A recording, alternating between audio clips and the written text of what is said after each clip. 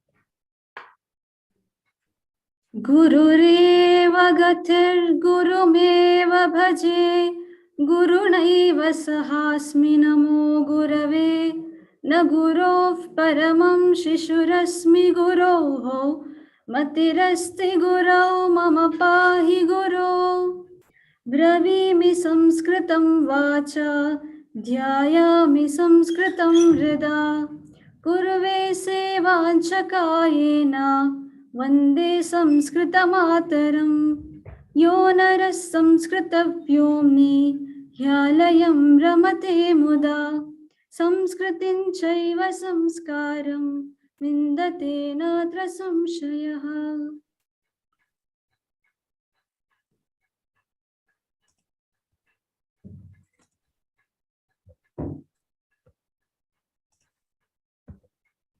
Namaste. Welcome to the first session of Life and Achievements of Sri Vidyaranya course. I would really want to say that we are so lucky that we have got an opportunity to know more about Sri Vidyaranya. Whenever I hear a name Sri Vidyaranya, the first thought I get is about the great empire Sri Vijayanagara Empire. So the Sri Vidyaranya has contributed.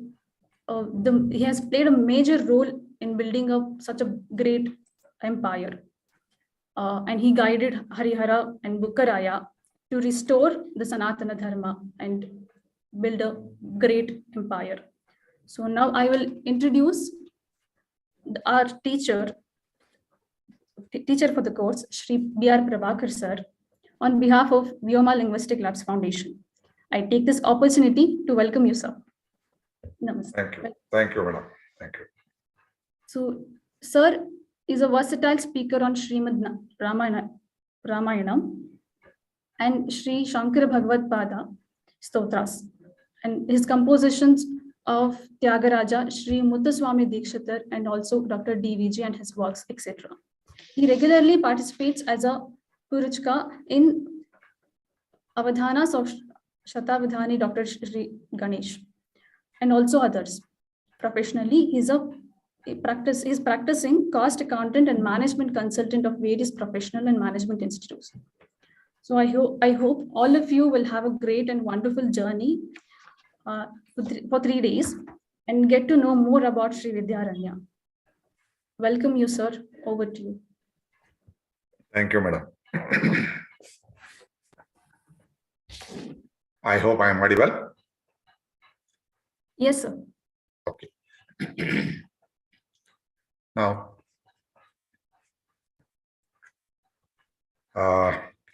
it's really my pleasure that I have been given an opportunity by Vyoma Labs to express some thoughts about the great personality of Vidyaranya. Om Tat Sat. I start with salutations to him. Avidyaranya kantare brahmatam praninam sada vidya margopadeshtaram Vidyaranya gurum shraye. So salutations to Vidyaranya Swamiji. At the outset, my gratitude to Vyoma and also Sri Venkata Subramaniam, at whose instance and because of whose encouragement I have dared to take up this subject to deliver a talk on the life and achievements of Vidyaranya Mahaswamiji. It will be for 3 days. Today will be the part 1. The next 2 parts to follow, but at the same time, that is 6:30 to 7:30 in the next 2 days. To give a small introduction, normally a great personality like Vidyaranya should have been the hero whom we should have worshipped in our history books and texts. Unfortunately, whatever we have studied in our history books in our school days is not really of imbibing of any national perspective to us about our country. In fact, it is more of the personal details of kings, how many wives he had, and how many wars he fought, like that. It is some sort of personal gratification, sort of a thing, so far as the that we have taken as history. And I feel basically it is a misnomer that we take such things as history. Actually, history should deal with history has to deal with the cultural and the other aspects of the life of the society at any given point of time. How exactly, what is the way in which the people lived in the society, and it should tell us how they encountered the problems thrown up either by the natural forces.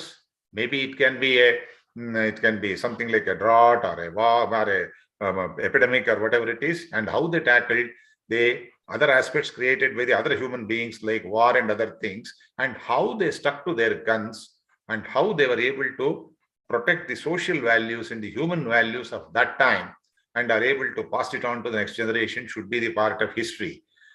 A great country like ours, India, which has got about 7,000 years of history. In fact, many nations do not have even that sort of a life. Many nations are less than 1,000-year old, but they have been able to record their history, whereas unfortunately, we in India, though we have contributed quite a bit on every walk of human life, let it be Vedanta or philosophy, what we call, or grammar, that the Vyakarana, what we call in Sanskrit, the grammar, and fine arts like music, drama, dance, etc., where it is all Gita, Nrutta, and other Shastras, whether it is health and medicine by way of Ayurveda, civil engineering, which dealt with construction of forts and construction of canals and cities, etc., which was quite mastered by our ancestors in the bygone years, even 5,600 years back. They were able to do it very, very tastefully and very, in a very nice manner, all these things. And also the state administration, that is the Rajya Shastra, and finance and accounting by way of Arthashastra. Then the irrigation, sculpture by what we call as the Shilpa Shastra, and the temple art and architecture, and all those things which we call as the Sthapatya Veda, are also the Agamas, the code of conduct by way of Dharma Shastras, and astronomy and astrology by way of Khagola Shastra, and also the Jyotisha, law and code of punishment, like what we call as the Danda Samhita. All these things we had in abundance, but still we have not been able to record in a particular fashion about our own contribution to humanity in general also. And one such great personality who contributed in all these, perhaps in all these fields, was Vidyaranya Swamiji. And somehow, I think he has moved into the oblivion without being given the place of pride, which he very richly deserved. So let us try to make some effort to understand the contributions of this great personality. In the history of the world, 12th and 13th century was a very, very crucial period, and it was full of challenges and upheavals and turmoils anywhere in the world. In fact, Europe also faced, it was virtually in shambles when France, Italy, England, and other things, they were struggling to become independent, and they wanted to have an independent entity and all that. America was yet to be born. Greece had been occupied by the Muslims already by then.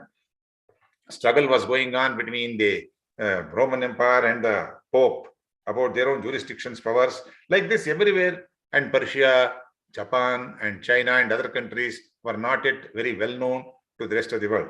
But situation in India was much grimmer and much more complicated, because India had attracted by then a lot of foreign invaders and the invasions by way of its wealth, not only the monetary wealth, but also the wealth of its art and architecture and other things, and also the prosperity levels what India had attained by that time, by the 10th, 11th, and 12th century, what it had, and the abundant natural resources which are available to the people. All these things attracted the attention of many foreign invaders. And the main threat of invasion was from the Muslims, which had already started by 11th century and 12th century. Around the end of 13th century, they were well established, and virtually the entire North India had already been conquered and it had been taken over. And Alauddin Khilji was there as the Sultan of Delhi in the year 1296. And he was focusing his attention on the south to conquer more areas in the south also. Malik Kafur, who was his trusted lieutenant and a very commander-in-chief and quite ruthless in his attacks.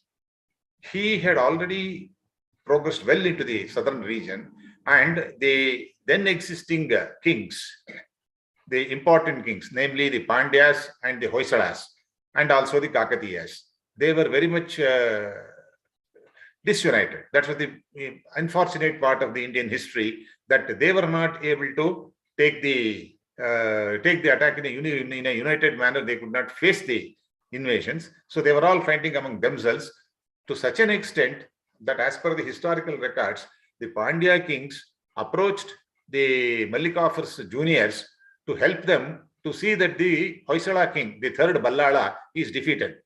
So to that extent, they were the infights were there. At this point of time, he attacked the southern parts of India, and he progressed almost up to Rameshwaram without being challenged by anybody. And many places like the Belur and Halebeed of Hoysala kingdom, Madurai and Srirangam of the Pandya kingdom, all these things came under his control, and entirely all the temples and the other religious places like mutts, etc., they were all looted and they were all destroyed.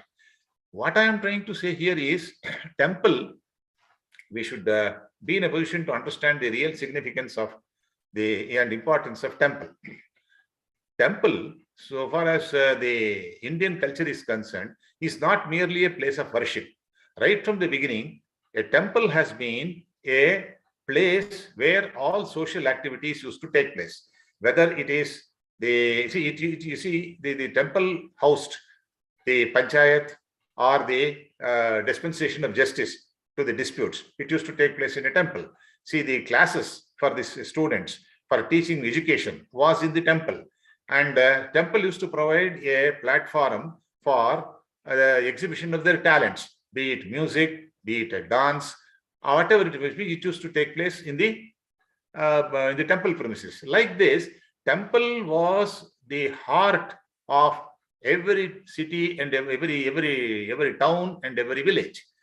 Whatever is to be done was to be done only in the temple premises, because it was accessible by all, and it was a public place where everybody would feel that there are no restrictions. See, supposing in a king's court some dance or music takes place, a common man will not be able to go there. Whereas if it takes place in a temple, everybody will attend. Like that, it was basically a cultural center, and that is where the Vedas were being taught, the arts and artisans were all being conducted classes. Everything was being, the language being taught, grammar was being taught, classes were being held for all people. So destruction of a temple was destruction of the cultural center of this country. So that is the main significant part is that. So they were doing all that, and this situation was so vulnerable because of the internal fights. And it was, in fact, it is to be noted that between 1322 and 1327, for about 5-6 years, the entire premises, because it came under the Delhi Sultanate, all the premises which is being, all the areas being ruled by the Pandyas, namely what we call as the Srirangam and Madurai, Kanchi, and all these places, they all came under the governance of the Delhi Sultanate directly between 1322 and 27. Why I am telling this is, this was the period when there was a lot of problems when the great Vaishnavite scholar Vedanta Deshikar, he had to flee Srirangam, and even the Archa Murtis, the idols which were being worshipped in Srirangam, they were all to be they had to be clandestinely taken out, and they were all taken out to other places. And even some literature, what was very sacred for the Vaishnavite culture, like the Sudarshana Bhattar's Shruti Prakashika and other works, they were all to be taken out in a clandestine manner by Vedanta Deshikar and his trusted lieutenants. And in fact, that is the time when they left Srirangam and came and settled down in Satyamangalam, which is very near which is in the Karnataka area. So even today, Satyamangalam is the place where Vedanta Deshikar's worship is very regularly being done, because he stayed there for quite a few years in Satyamangalam. Why I am telling is that was the time when they had to flee. People were simply fleeing because unable to take the blow. That was the historical background I am trying to give. Now, in fact, that is the time when Vedanta Deshikar wrote his Abhitistava, where he prayed Ranganatha to use his Sudarshana Chakra and other things to see that at least the evil forces are vanquished. To that extent, they were all disturbed. And that was the time. After that, it all the entire thing, the Khilji dynasty was over, and Muhammad bin Tughlaq took over in the year 1325 at Delhi.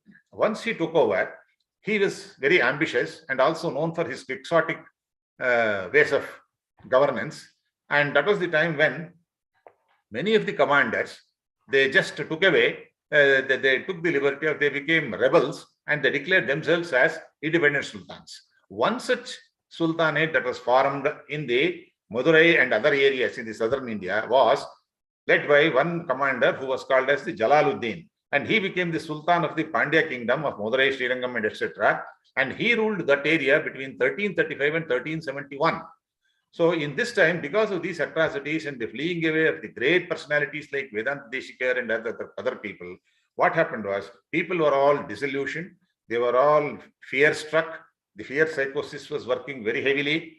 And the entire culture and the way of life was under severe threat. Especially people feared that had the fear of forced conversions to Islam, and also they being looted day in and day out, and the morale in the society was at its lowest ebb. That was the situation, and everybody was more worried about his or her own survival rather than taking up any other issues like fighting for justice or fighting against injustice and all these things. Nobody could even think of that.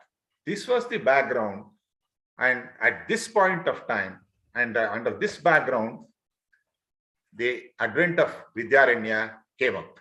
That was, you see, how difficult it is to lead a society. He became the leader of all these disappointed, disillusioned, and the whole totally in a hopeless situation, a chaotic situation people were facing. At that point of time, Vidyaranya was the great person who took over. So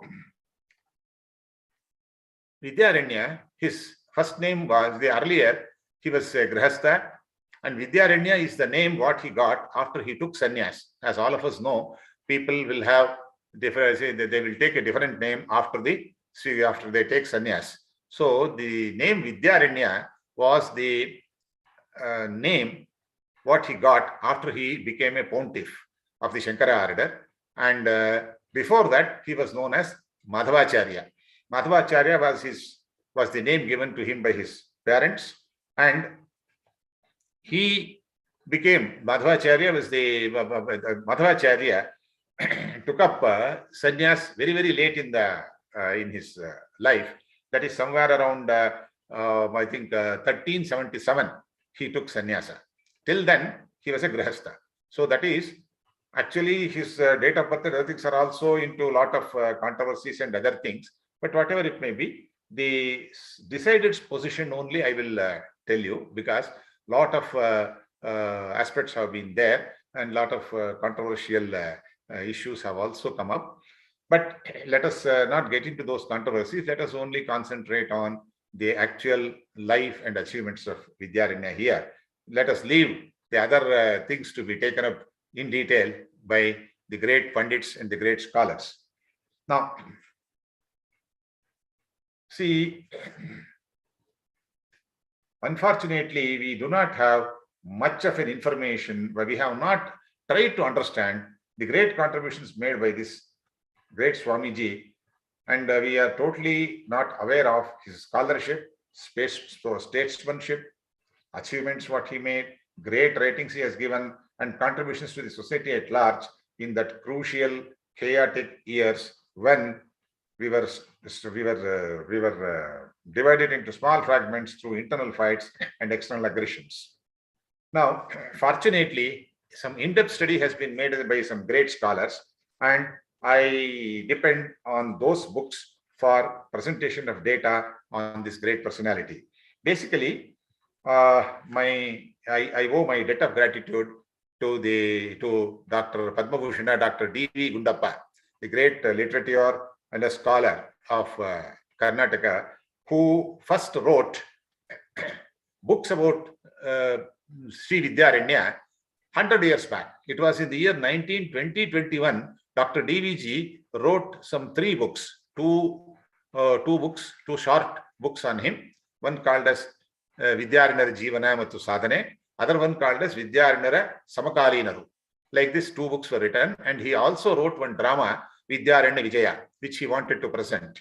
I am not very sure whether in those days they were able to present the drama or not. So, but anyway, one drama also he wrote highlighting the contributions of Vidyaranya. That's a great source of information for us, because since it was written almost 100 years back, there are some inconsistencies and other things, because Dr. DVG depended more on the literature available at that point of time to him. And naturally, and because of the lack of database and also lack of approach to the material available, unlike today, where we have some Google or something, and the scientific methods of analysis and other things. And in addition to that, there are lots of studies, research has been carried out. 100 years is not a small period. So in this 100 years, lot of developments have come up, lot of reliable information has been able to be fished out from the various sources, including the stone inscriptions, the epigraphies, the epigraphical evidences like the Tamrapatras, or it can be even what you call as the Shila Shasana and other things. So many things have come up, and the historians have also contributed quite a lot through their research and other things. All these things have been taken into consideration, and Shatabdani Dr. Ganesh has made as all of us know, Shatabdani Ganesh is a legendary scholar of today, and who is a repository of all knowledge on Indian thought, culture, and the ethos. And he has written a great book by name Vibhuti Purusha Vidyaranya. It is a great service that he has done, and I have taken the liberty of taking a lot of material from that book in my presentation in these lectures. He has traced every aspect of the life of Vidyaranya has been very clearly analyzed, and he has drawn all material available at various sources, including study of the epigraphies, study of the Shasana literature, the Tamrapattas, and so many other things, and the historical data, whatever has been taken up, all that has been taken, and he has given a very, very beautiful summary of many things, and he has given the cross-referencing to many of these great aspects which were in doubt.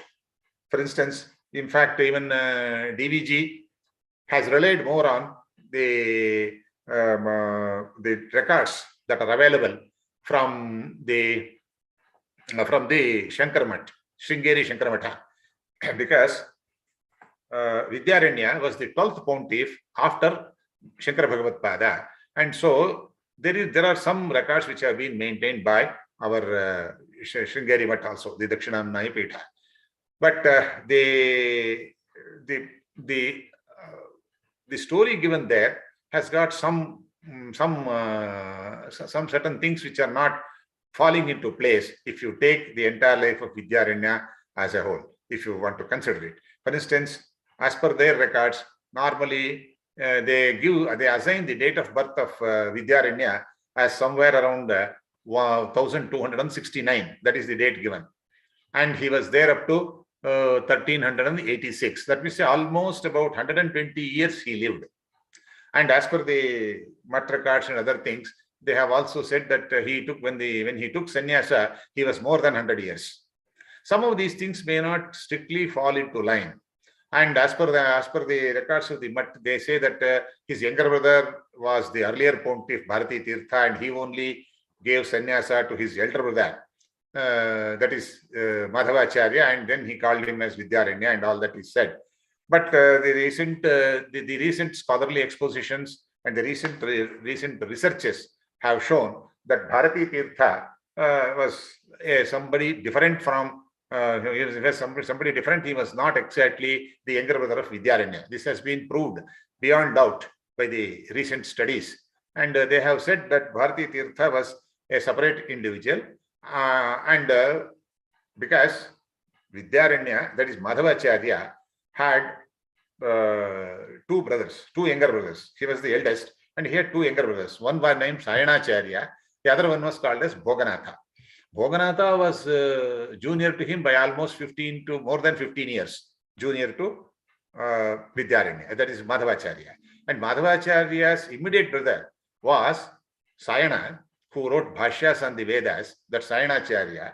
Sayanacharya was about 1.5 years or less than 2 years younger to Madhavacharya.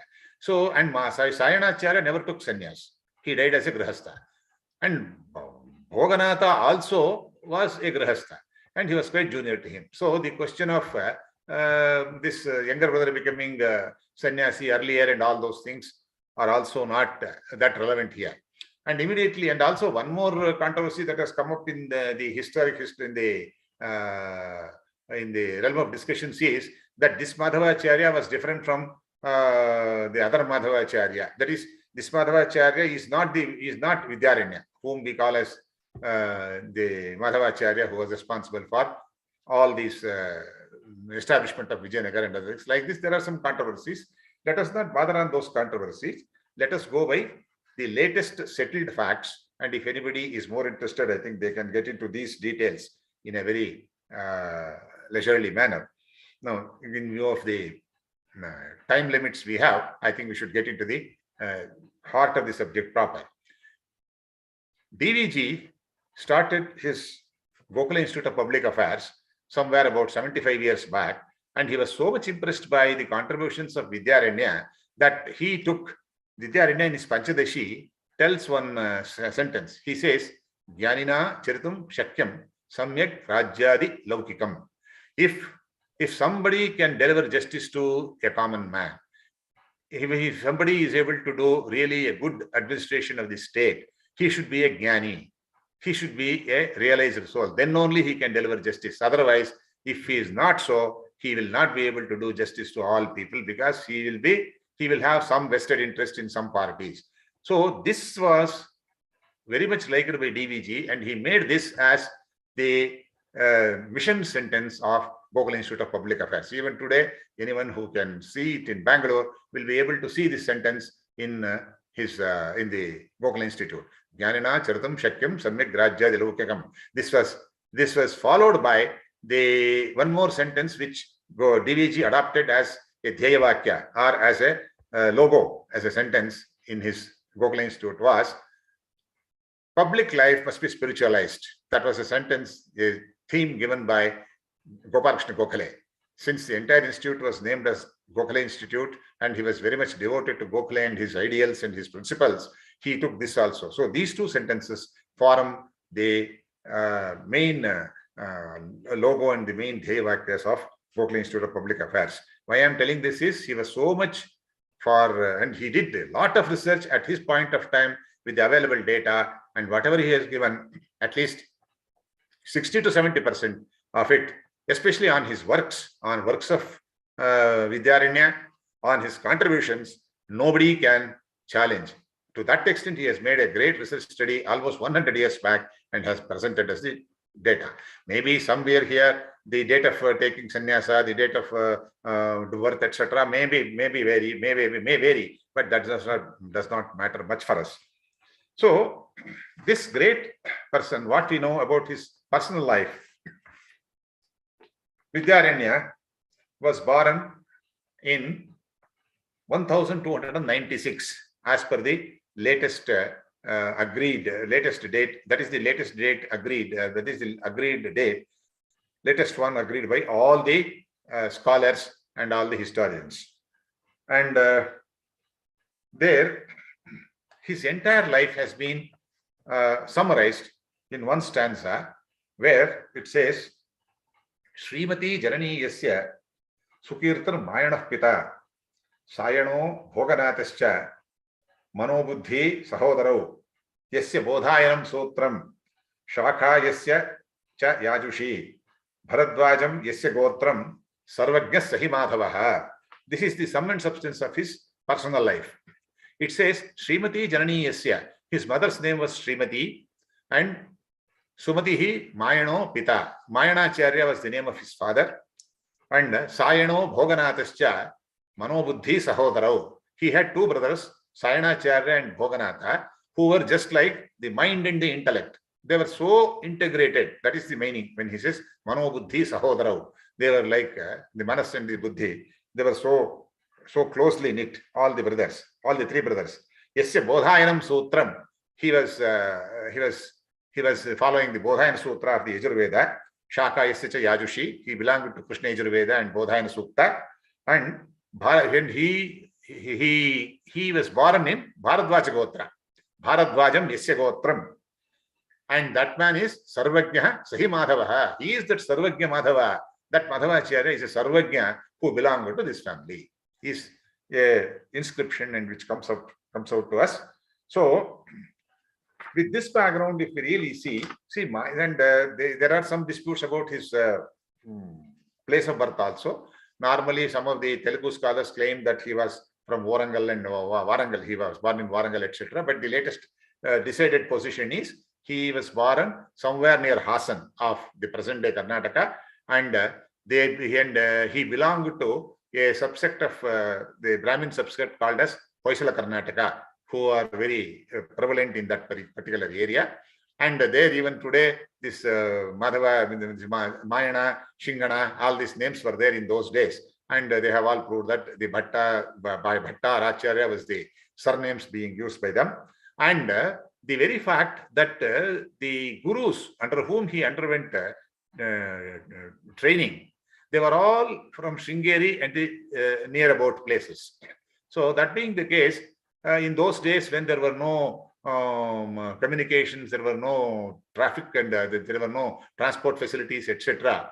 It is very, very clear that he should be somewhere near Sringeri only. So he belonged to some place near somewhere around Hassan and Sringeri, somewhere in between, and he studied under he lists out some 3-4 gurus, all the three people, that is, all the, at least the two brothers, Madhava and Sayana. In many places we get the names together, Madhava Sayana, Madhava Sayana. At this point, I would also like to make one small appeal to all the participants that I may use the names Madhavacharya and Vidyaranya interchangeably. It is the same person, but the question is the applicability of the name Vidyaranya is applicable only after he took sannyas in 1377. Earlier to that, he was Madhavacharya because he was a sannyas, he was a grihastha. So this Madhavacharya and the Vidyaranya, if I use them interchangeably, I request the participants to put up with that and kindly excuse me for this one. It all depends on the time frame in which we refer to him. But the person remains the same. And Sayana and Madhava, they were together like Rama and Lakshmana, and they were always so closely, they were working together, and they were all, they became so, they were so close, and they underwent training under the same gurus. In fact, first they underwent training under their own father, that is Mayanacharya, and thereafter they went to Srikanthanatha. He was one more guru under whom they studied. After Srikanthanatha, in fact, in many places they pay their respects to Srikanthanatha also. In fact, they tell them that Srikanthanatha is our guru. Like that they have said in many places. So, and then after that, they underwent training with Bharati Tirtha.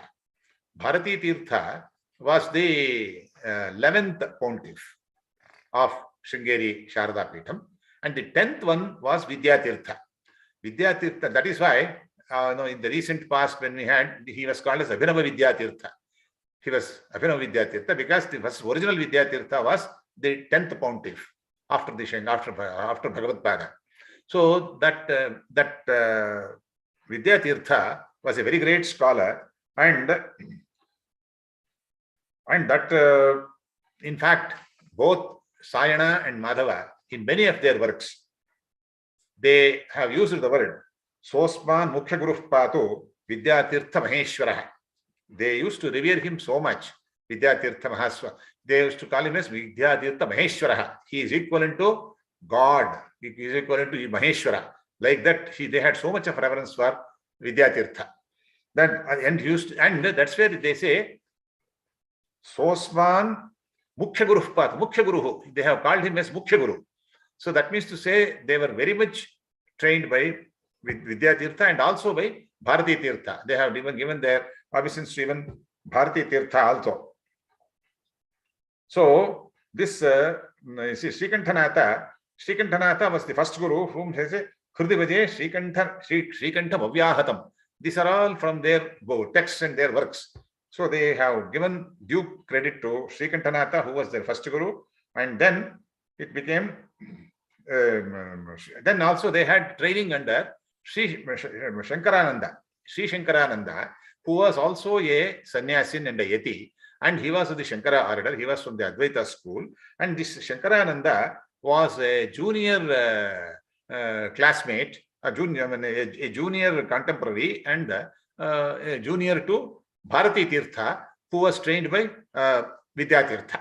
So they have given their salutations to all these people: Srikanthanatha, then Shankarananda, then Vidyatirtha, and Bharati Tirtha. Of all of them, Vidyaranya, that is Madhavacharya and Sayanacharya, even in their Vedartha Prakasha, everywhere they have given first and prominent namaskarams to Vidyatirtha. Vidyatirtham Gurum Shraye, like that they have been telling. So with this with this background, they were all they all came up. They just had a detailed study and all that, and by the time they got prepared, Vidyaranya and others, all these three brothers, to be very frank, it's a great family of great pandits. Each one was a lion in his own field, and all the three, Madhavacharya, Sayanacharya, and Bhoganatha, all the three have served as chief ministers of separate kings. Under different kings, they were chief ministers, the Pradhana Matya. That was the title given to them, all the three. So this was, and later on, and they were also equally versatile in Vedas, Upanishads, and other aspects of life as well. So that was the time when, because as I told you, that the period between 1330 and 1340 was such a crucial period where almost everybody was totally disheartened, disappointed, and thought it's the end of the Indian culture, end of the Hindu Samskriti and Sanatana Dharma. That was the situation, and in that situation, it was Madhavacharya who took the saddle and who directed all the activities. In fact, but for we only read one sentence in all the history books about Madhavacharya and Vidyaranya when they say Vidyaranya was instrumental or he inspired Hakka and Bukka to build Vijayanagar Empire. And that is where the entire credit to Vidyaranya is closed. Nothing beyond that. He inspired or he took lead. Some such thing, one or two sentences are used, and that is the end of Vidyaranya's contribution. So that's what prompted me to take up this, and with the help that I am able to get and the data that I am able to get from DVG and Shatavadani Ganesh, I am making this presentation to all of you. So, in fact, historically speaking, there were 5 brothers who were sons of Sangama. Sangama was a chieftain at that point of time, and he was serving the Hoysala king, the third Ballala. He was called as Morane Ballala, the Mummadi Ballala. The third Ballala. That person was the king, and under him a chieftain was there called as Sangama. And that Sangama had 5 sons. And in fact, this Sangama, this Sangama, he is called Sangama dynasty also, Sangama Vamsha. And this Sangama, one thing that we need to know is, they were, if you take today's classification and today's nomenclature, if you depend upon, they belong to OBC. They were called as Halukuruburu. That is, they belong to the sheep shepherd community. So they were from the shepherd community, but they were in the forest, and they were used to take up very bold steps. And so they were not Varan Kshatriyas, but the Guna Kshatriya, what they call. Guna Kshatriya is one who has acquired some valor and other things in fighting out and fighting for the sake of justice. So that Guna Kshatriya was there in them. And this Sangama was a chieftain who was working under the king Third Ballala. And he had 5 sons. They were Harihara, Kampana, Bukkaraya, Marappa, and Muddappa. They were the 5 sons of Sangama. And all the sons and grandsons of these 5 sons, all of them, they were later on called as Sangama Vamsha. Because Sangama and Mayanacharya, the father of Vidyaranya, was the Kulapurohita for this Sangamaraya. So he was the family priest and a Kulapurohita for Mayana. And later on, after the death of Sangama and Mayana, Madhavacharya became the Kulapurohita for Harihara and all his brothers. So they were still only a chieftain under the Third Ballala. But later on, Third Ballala, as I told you, the Pandyans were working against Third Ballala. They wanted that he should be finished and all that. And Third Ballala was also not very effective. And his son was called as Nalvadi Ballala, or the 4th Ballala.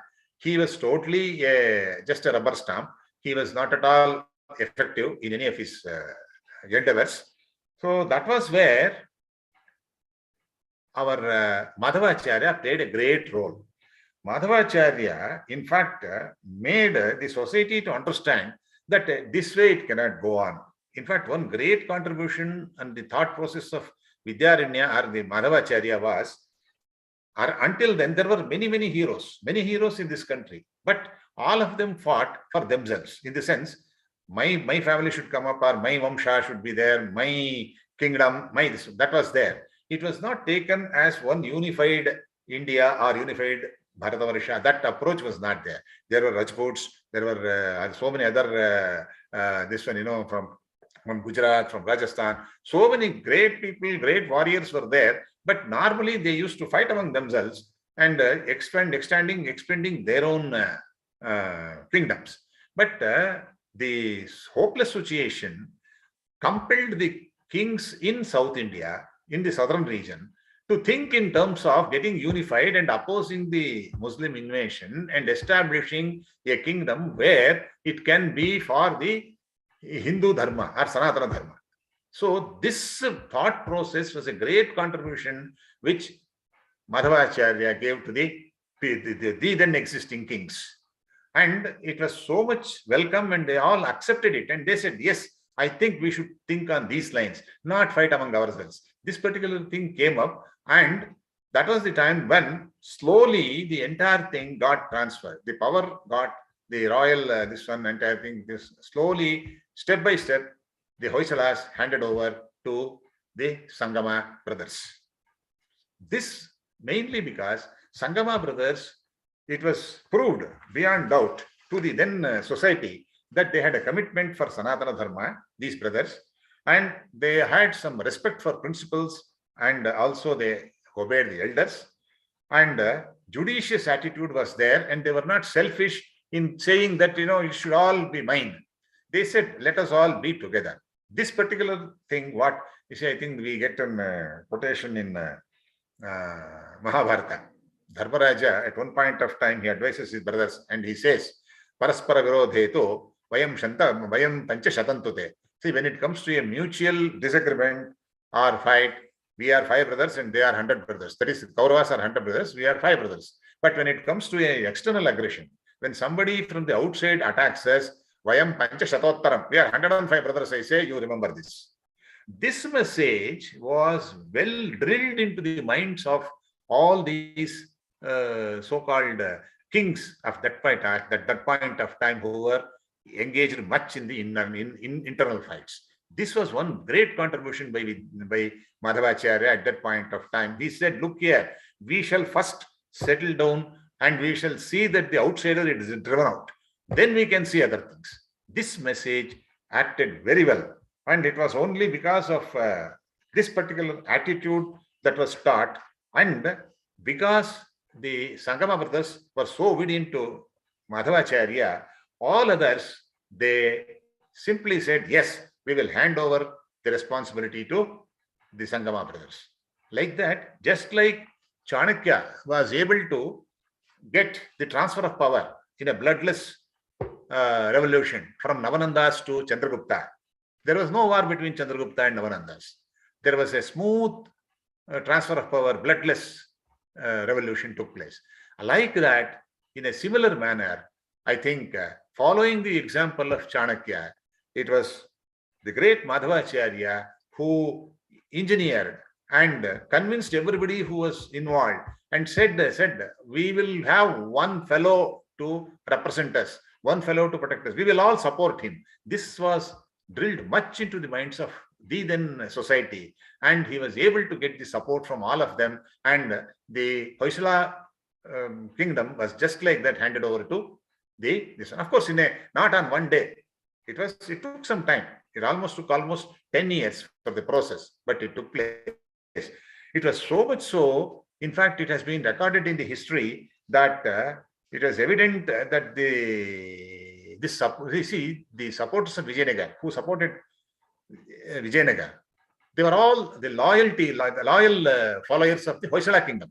In fact, to be very clear, as per the historical records, the senior-most queen, whom we call as Pattadarani, that the senior-most queen of Third Ballala, who was killed in a very indecent manner by the Muslim kings, that lady, she was the one who supported the Hakka and Bukka in their effort to build Vijayanagar Empire.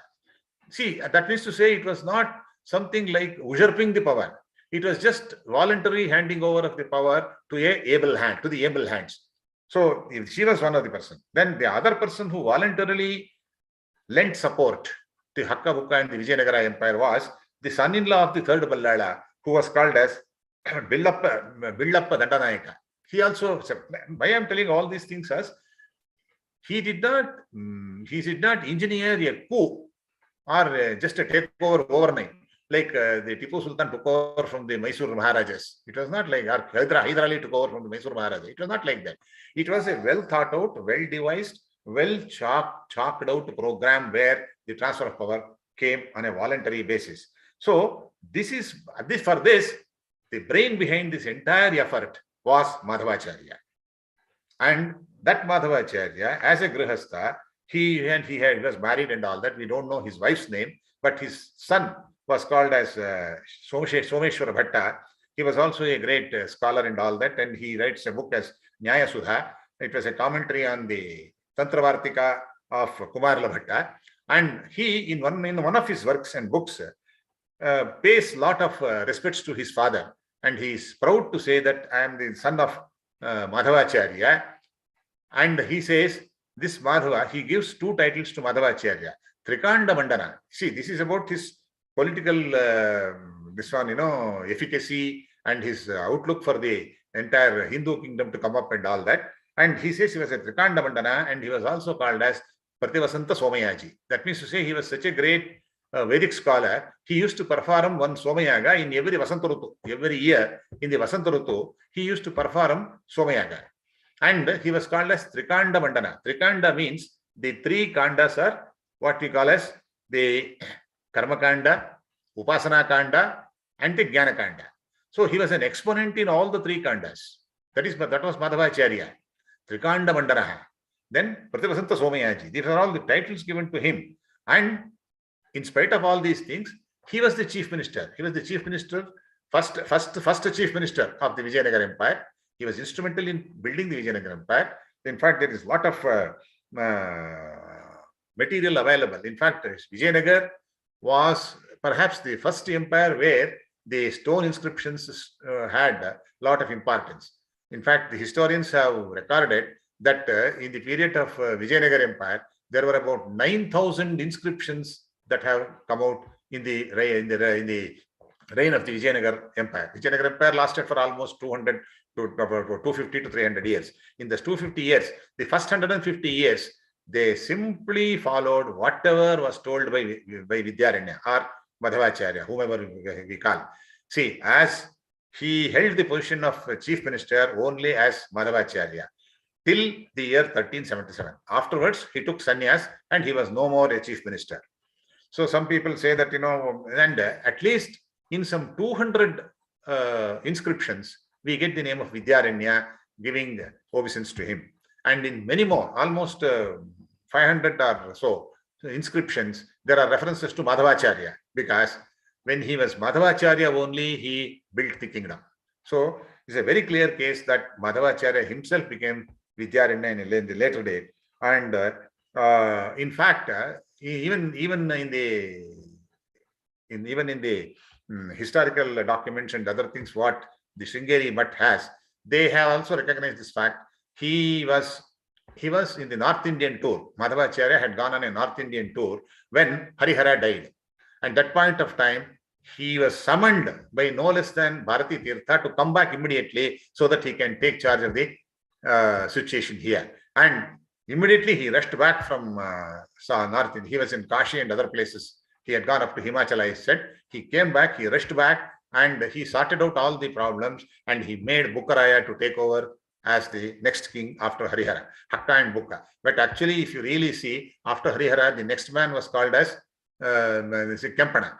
That Kampana was also, he had also died earlier to Harihara. And Harihara had one son. He was called as Sovarna. And Sovarna also had died by then. There were no other things. The third brother was Bukkaraya. So he made Bukkaraya to take the throne. And he ascended the throne, and he ruled from 1354 to 1375.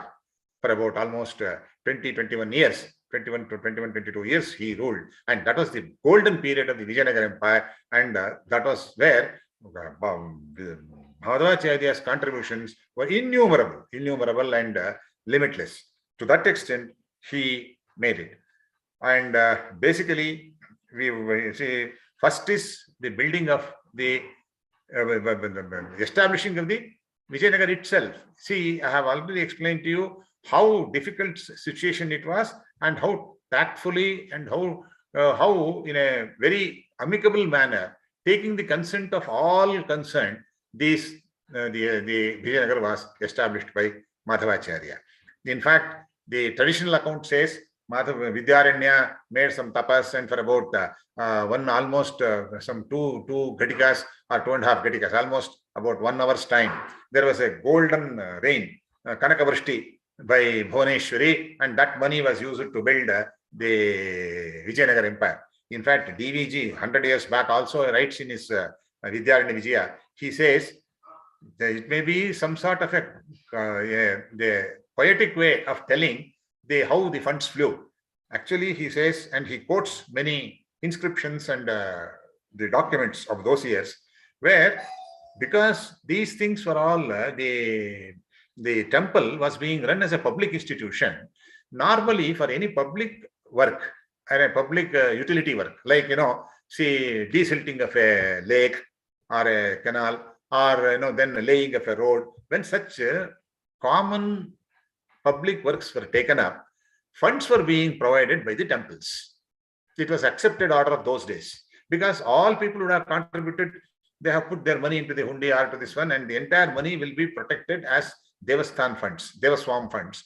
And that Devasthanam funds will be used for a larger public utility service, like desilting of a lake, or this one, laying of a road, or maintenance of the border area, if some wild animals are to be there to hunt them. So like this, for common general purpose, it was being used, the temple funds. And he says it's a poetic way of putting that Bhuvaneshwari gave that money. It is all because people were so much scared, and they did not have anything because they had been looted several times by Mallikafar and his juniors. So they had no money, they had no willingness, they had no capacity to pay. So at that time, what to do? So it was with Madhavacharya who took the lead and saw that all the temples contribute their funds towards the building of the nation, building of the Vijayanagara Empire. So that is how it is poetically said, told. Yes, Kanakavrishti was there, and see in Kannada they say Bangarada Male and Kanakavrishti. So all this is only a political, is only a poetical way of expressing how Madhavacharya spearheaded the movement to collect funds from all the temples and used it. See, the main thing is because it was properly used, nobody objected to it. They all accepted his leadership and his efforts. And with that money, the entire Vijayanagara Empire was built. So, like this, his contributions. So, these are all at the time of formation of the Vijayanagara. Once the Vijayanagara was formed, then he made, and then his contributions became much more. And in fact, it was Bukkaraya's son who finally extended his this one also. In fact, if you really look at it, they had some. See, Bukkaraya's this Harihara's son also died. Kampana's also died. Kampana, in fact, all this when this all came up, Vidyaranya, this Madhavacharya as the chief minister, he made that all the 5 brothers are made somewhere accountable and responsible, and they also were given the status of a king for all of them. What he did was, he put the 3 brothers. See, Kampana was made in charge for the eastern border. Eastern border, he was made the king, and he was given Nellore, Kadapa, and all those areas were under the regime of the second brother, Kampana. And then the western side, western border of the Vijayanagara Empire was given to Marappa, who was also assisted by what is called as, who was called as the Angirasa Madhava. And that is up to Goa, it went. Up to Goa, they acquired the lands also, they defeated so many people, and entire thing became part of the Vijayanagara Empire. On the northern side, the northern border was all protected, and the king was Muddappa. He was the fifth brother. And Bukkaraya, who was the 3rd, stayed with Harihara, or the Hakkaraya, the first brother, and assisted him in protecting and administering the entire state. And on all the border states, these 3 people were kept. See, he gave always, Vidyaranya was the binding force for all the 5 brothers, not to fight among themselves, not to become, independent or something. So he always said, you are like Pandavas. Just as Pandavas fought 100 people, you also have to fight 100 people and see that, yes, the Pandavas protected Dharma, you are Pandavas representatives, you should protect Dharma. This was being dinned into their ears day in and day out, and Madhavacharya was successful in establishing this sort of a rapport among the brothers. The 5 brothers, they were so well knit and so affectionate to each other, they moved as one team all their life. So this is how he managed unity among the brothers, and he protected all the, see, south was not a big problem because anyway the sea and other things were there. So the east, west, and north, they were all given to 3 brothers, and Bukkaraya remained with Harihara, and he protected the entire thing. So like this administratively, he tackled all this establishment of the kingdom, and then it was all, you see, historically they say it was in 1336 that the Vijayanagara Empire came into, they say that is the foundation stone was laid for the Vijayanagara Empire. It cannot be one date. The historians, some of the people, depending on the Lagna and other things, some astrologers, and they have made a lot of research, and they have said it is on 17th of May, 1336. On one day, it cannot take place. Anyway, they have given a date, whatever it may be, between 36 and 45, the efforts were on.